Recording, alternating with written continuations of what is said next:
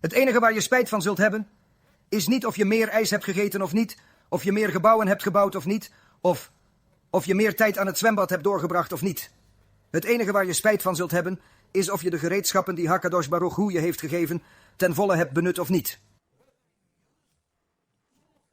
Want je ziet, je had alle middelen. Je had een enorm bedrag.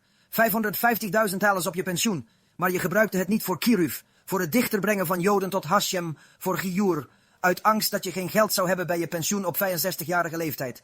Wie zegt dat je 65 wordt? Wie beloofde je 65? Wie beloofde je volgende week? Wie beloofde je vandaag? Je gaf geen goer omdat je moe was. Je was gewoon te moe. Je was te moe om shezet te doen. U heeft die sefer niet gelezen, afgeleid door allerlei zaken. Denk goed na. Wie heeft u eigenlijk die hulpmiddelen en talenten geschonken? U zult inzien, Hashem, gezegend zij hij, gaf ze u, u had het zeker wel kunnen doen.